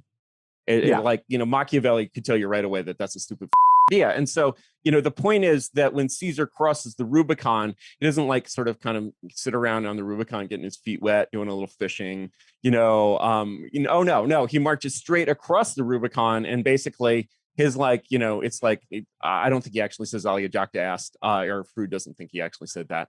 But it's a very concrete binary outcome. It's like launching a rocket. Yes, but he's got a legion with him, and he's got a legion with him, right? Which American figure can count on the loyalty of an armed force to back up his march through? Oh, you don't really need an armed force. What you need is basically, people always used to joke about Trumpian uses of the emergency broadcast system, and essentially, you need the maximum capacity to summon democratic power that you can find. And so you need to basically have 80 million cell phone numbers, and every one of those cell phone numbers, they need to be running an app, which is, let's say the Trump app. Yeah. And you're running the Trump app, and the Trump app, you give it notification privileges, and it says, to you, maybe the day after the inauguration, look, this or that agency is not following my instructions. So this app can give you personal directions. It's basically an app where you put yourself under the remote control of Trump himself. So it's a sort of app to recreate Sons of Liberty style quote unquote protest. But in a way that you're not LARPing, you're actually doing the things that that's the most effective in the modern world. And so you're basically saying, literally, you have a crowd in which each individual can be steered around with a joystick by Trump himself. right? So that's I mean, these people these are of course peaceful protesters, peaceful demonstrators. But when the still, opposing regime has all the cops and the justice system and everything, and they roust to these people and arrest them and so on, as they've been doing with so zealous the thing is, you need zeal you need, over January 6th. How does this continue? Because on January 6th, you had 20,000 people. If you had 2 million people, and their goal had been to basically, support the president if you had what the libs thought January 6th was. Or okay, say anything. I wonder how many. I did enjoy your piece whatever. on that point Yeah, a lot. I know. It's like, yeah, this is a disgraceful. Like, I don't like to be this. I don't like to talk about this much as I have to get too animated about it. But let's imagine, what that would have meant in a country like, say, Egypt. Yeah. What it would have meant in a country like, say, Egypt is instead of 20,000 people in one place, you have 20 million across the whole country. Yeah. Okay. You have a complete human barricade around every federal building. You're basically, you're just like, and you're saying, support the lawful orders of this new lawful authority. And so, furthermore, basically that Trump network doesn't just extend into civilians. Basically, obviously, there are police forces, there are police officers who are Trumpians. They might put on a special armband in the day. The thing is, people are always like, well, the cops and the soldiers are, pro-Trump. These people don't act as individuals. They follow orders. So essentially, you have to be willing to say, okay, when we have this regime change, we have a period of temporary uncertainty, which has to be resolved in an extremely peaceful way. What that means is basically a state of emergency in the White House. It means the president is basically taking direct control over all law enforcement authorities, a state of emergency in basically every state. You have not only are you federalizing the National Guard and turning it out under federal orders, but you have this resource in addition to the resource of your vast popular network. You're basically like Caesar, you're using sort of all of the force available to you. And that's what you have to do to basically all this comes down to is you order. think that combination would be sufficient to overcome the power centers of the regime. But what it's missing is essentially, everybody thinks that much milder efforts can somehow be effective. Oh, I don't know how many people think that. Oh, well, they implicitly think that. Some people may be required by their institutional affiliations to profess that. It's possible, but the thing is that we're not talking about anything that is sort of out of the picture of either American legal and political history or American, that you will be disputed on that point. I mean, I know you believe you're correct, but lots of people will say, no. First of all, you are interpreting it wrong. Michael, have I not pointed you to the Wikipedia page for the Wide Awakes? I'm sure I've done this. Lincoln's paramilitary militia.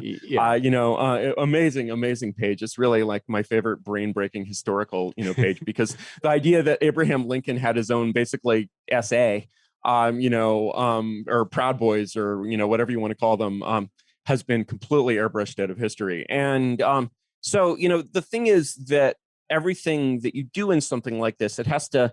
The Estonians did this once, really inspiring use of, I think it was the Estonians, or maybe it was all the Baltics.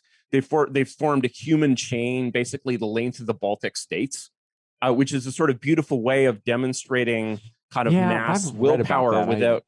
And so, it has to be like sort of flash mobs in the kind of beautiful European sense, and so like, what you're displaying is not, when you display this enormous mass of people, it shouldn't be sort of menacing in this, January 6th sense. It should have this joyous sense that you're actually winning and winning forever, and the world is being completely, remade. And, you're not going to have any of this cold civil war shit. You're not going to have any of this race shit. Nobody's going to care about race. The whole thing is falling down. And that is basically, that's the feeling of these kinds of post-Soviet revolutions. It's just like, the mandate of the system has completely expired. And, if the Politburo orders the KGB troops to attack the crowds in front of President Yeltsin's palace, nothing's going to happen. But you don't think we're at that point? No, we're not at that point. But the thing is, that's the point that you have to pass through. Okay. So last question then, because I think we're coming up on 2 hours. I mentioned Angelo Codevilla before. Sure. Angelo has written more than once that he believes that there's an inevitability that, there's to use a shop worn metaphor, there's $1 trillion bill lying on the sidewalk that nobody's picked up. Or that Trump sort of picked up but dropped. And that is the leadership of the deplorables, the leadership of Red America, the leadership of the 80 million who voted for Trump. And it doesn't seem like any Republican is reaching for it now. But the Angelo says inevitably some populist figure who's going to make Donald Trump seem moderate will come along and will seize this mantle. Well, two things. Would you agree with that? Two things. One is make a prediction as to when. There are kind of two interesting points there. One is that in some ways this kind of pinnacle of just laconic populism was this great speech by one of the great populists of the 20th century, Slobodan Milosevic, who goes into Kosovo and he makes this speech and he does exactly what Professor Codevilla is talking about. He says he makes a speech to the Serbian minority, who are of course the upper class minority of Kosovo, and he says this immemorial line. He says, "No one will dare to beat you anymore." So what Professor Codevilla is talking about is an American leader who says no one will dare to beat you anymore. And to the 80 million deplorables, what I would really call the middle class. And the problem with that is essentially sort of the difference between populism and Caesarism in a nutshell, which is that Professor Codevilla is not really talking about a leader of the deplorables. He's talking about a follower of the deplorables. He's not talking about Caesar. He's talking about, some, maybe Pericles at best. And he's talking about Caesar was the key distinction of Caesar was that Caesar did not come to think the populares were ruling through him. He was not an agent of anyone. He was the servant of the whole Roman Republic, which of course always throughout the empire called itself the Republic. And that's a crucial difference because when you see, of course, the great speech of Burke to the electors of Bristol, where he says, "You elected me, but I don't work for you." Yeah. Right. And the thing is that our conception of populism is, well, I don't know. You elected me and I work for you. And the thing is, it's true that he says you elected me, but you elected me for my judgment, which means I'm not simply going to be an instrument of voting or implementing whatever way you think I should in the moment. And that's the thing about the critical mistake in the way that American populists think about power is they think about themselves ruling. They think in sort of the language of the ruling class, and they think we should do this, we should do that, we should build a border wall, we should whatever. And I'm like, I think that fortifying the border, not to mention keeping new, I think that fortifying the border is an excellent test of whether I have an excellent monarch. But the sort of the populist solution of this guy is our agent. He, what is our will? What are we polling on this week? Next week, we might decide to tear down the border wall. So he should definitely tear it down. This sense of sort of agency, it's like it weakens the so-called leader you elect because you haven't elected a leader. You've elected a follower. And this follower only has your conditional support. Next week, you might change your mind and want to, you, the many-headed beast of the people, might change your mind and want to tear down the border wall. Maybe because you saw some tearjerker scene, on CNN.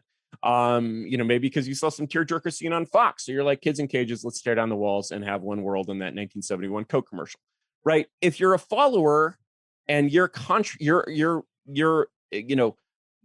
relationship with the people who voted for you is that of a follower and says, I will follow whatever you, my dear people, want, then, your capacity to lead them is extremely impaired because you're, why does what Angelo talking about necessarily have to be a pure follower? Why couldn't he be a leader? Because he would have to, this would be like, because his mandate would not be the mandate to lead. It would be the mandate to follow. So he would have an inadequate mandate. And the result is that basically that president, if you could convince his supporters to dislike him, his authority within Washington would rapidly decline. And so that would be basically a lever of power over him, which you shouldn't have. And so, I'm not grasping still why this person couldn't lead. Think for a second about basically what you said about Bolton. Yeah. Bolton was not powerful as a national security advisor because he did not have the full delegation of the power behind him. Yeah. The problem with basically populists is that they don't delegate enough. They don't want to give their power to a Caesar. They want the Caesar to use power for them, but they want to keep their power. It's like an archer with one arrow who doesn't want to shoot the arrow because they wouldn't have an arrow anymore. They want to go up and stab with the arrow. Well, an arrow is just not a very good stabbing weapon. You have to basically, if you want to create a focus of power as a voter, you have to basically delegate as much power as you can to that person that you're delegating to. And when you basically conceive them as your agent, rather than as this, replacement regime that you're creating, which is a very, very different and very, it's a very. And so, having concluded, I will turn it back over to Institute President Ryan Williams. You can't do it. I still think that it's entirely possible and even plausible that somebody could come along and say, I have a vision for what needs to be done. As Machiavelli says, I'll come back to him often, in part because I've read him so much, but in part because he really does seem to have an answer for every problem we find before us. Yeah, a multitude without a head is useless. The people need to be led. They can't. Even if somebody will intuit what they want, but truly not simply be a responsive executor, but actually, lead them and try to implement. I think that can happen. In fact, I'm kind of amazed that it hasn't happened yet. Let me clarify what I see as the problem with that. What I see as the problem with that is that Americans are unusually bad at following. They're not good at being led. They're not good at basically saying, okay, I'm going to do whatever you want me to do. And so, their inability, the reason why we don't see that leader is that I think Americans are probably better at following than, they've sort of displayed any evidence of. I think they have to be taught how to follow effectively. But when they vote and when they think politically, they think of themselves as leaders rather than followers. And if you think that way, you're not going to be an effective follower, and you're not going to delegate your power effectively, and you're not going to create leaders with real power. Does that make sense? On the other hand, though, that tendency not to want to follow, we could call that a thumotic or a spirited tendency, a rebellious streak that gives rise to the revolution in the first place. That's hopefully still alive within the American people. There's and that will make them not tolerate this kind of woke, all of this religious oligarchy that you and I both despise the problem forever. is you're not talking about the themos of Napoleon or Lincoln. You're talking about the themos of the teenager, right? No, I would give it more credit to that, of just the sort of ordinary citizens' resentment to being ruled for private interest and not the good, and for being despised. The resentment is not really the active ingredient. The active ingredient in the Sons of Liberty is not that they're resentful, it's that they know how to organize. And so they sort of naturally, it's two things. It's that they're violent, much more violent than people are today. And they know how to organize. And knowing how to organize involves knowing how to follow. And so, the same things, with the wide awakes, if you basically are in a structure of unconditional obedience, that is a paramilitary structure. And, that is a structure like the wide awakes. That is, no right-wing militia actually has that today. Not even the goddamn Proud Boys. And they're not they're just LARPing as paramilitary. What these, revolutionaries naturally did was that they were so familiar with war. Indian wars were not a distant memory at this time. They were so familiar at war that they just naturally formed themselves into military units. And the Civil War, in fact, is sort of full of these kind of naturally self-formed military units. So when people expect resentment to create some kind of effective political organization, they're LARPing. Those organizations, it's like the Carlyle quote, those organizations need to be created.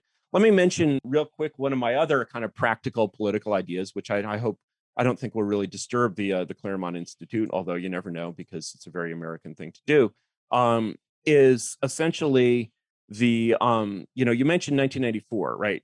That there was kind of a thing there. And the kind of thing that Gingrich did was that he attempted to, in a way, kind of nationalize the election. Yeah. and say, look, you should vote for Congress, not in terms of these like local dignitaries or people whose name is on lawn signs or whatever. I mean, back when that system of local representation was established, like local politics was intensely real.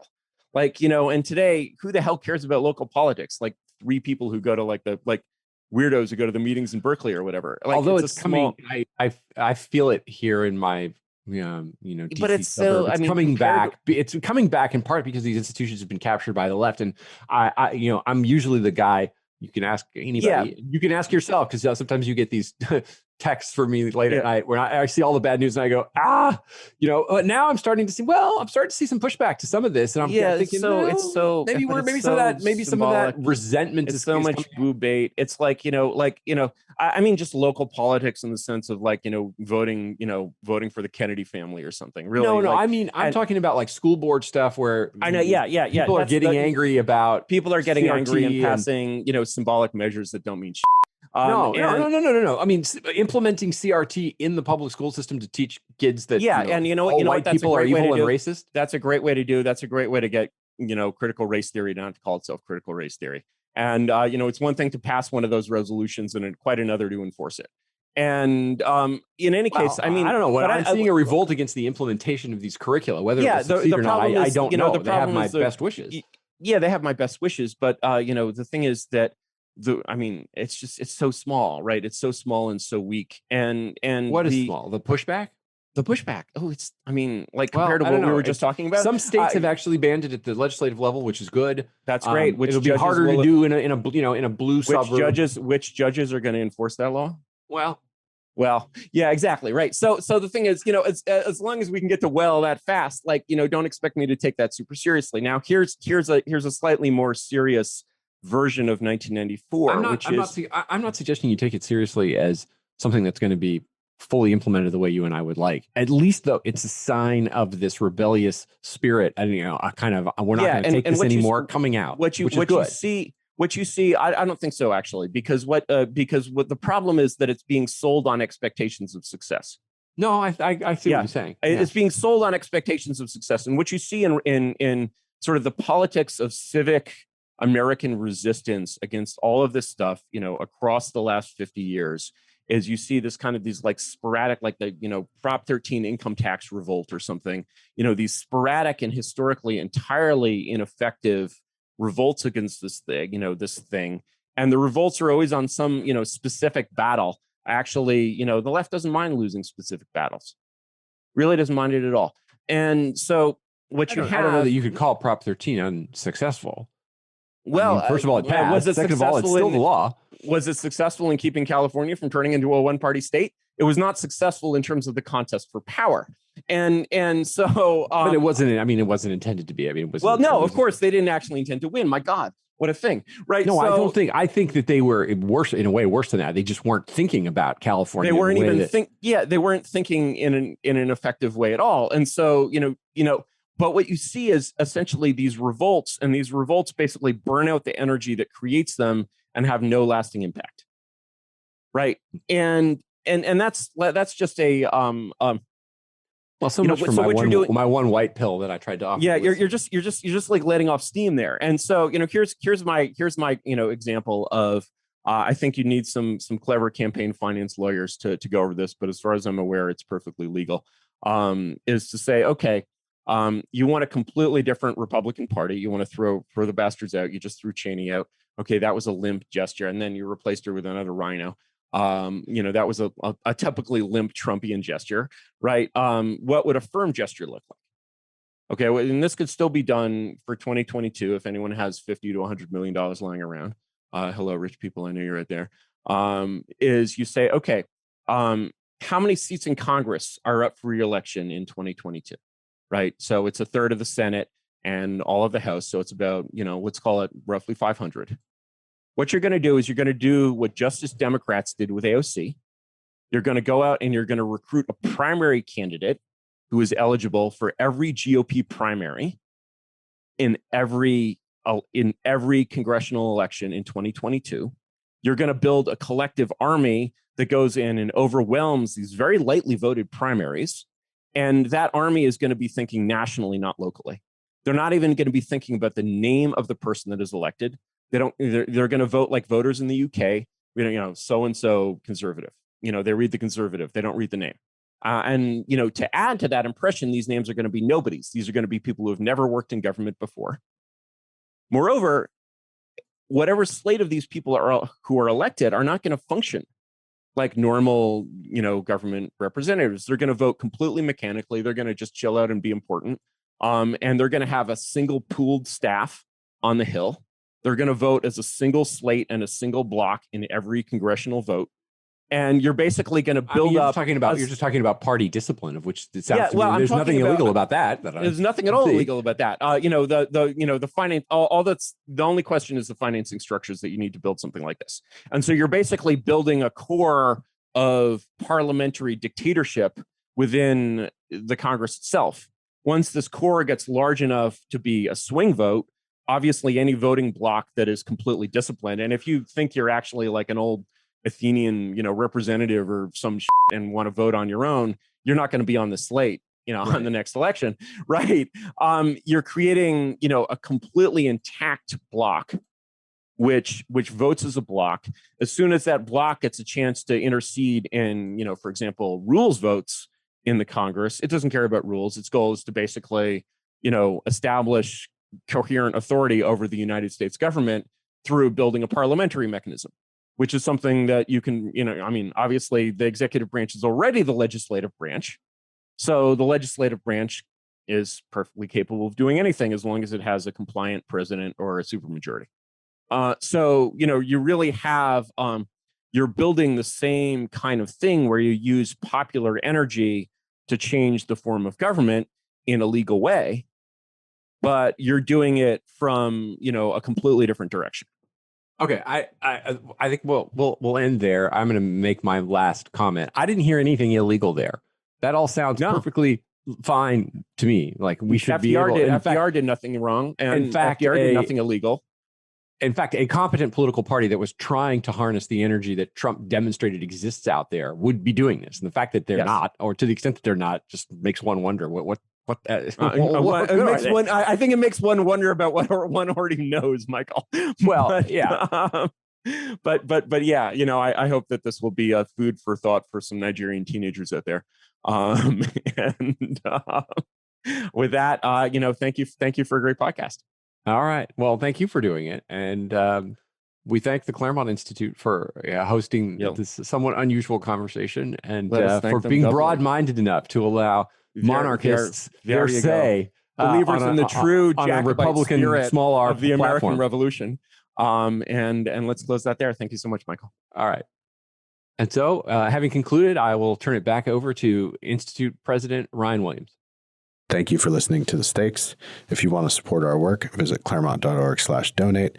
And if you want to learn more about all our projects and writing, visit our websites at americanmind.org, claremont.org, clermontreviewbooks.com, and our new Washington, D.C. Center for the American Way of Life at dc.claremont.org.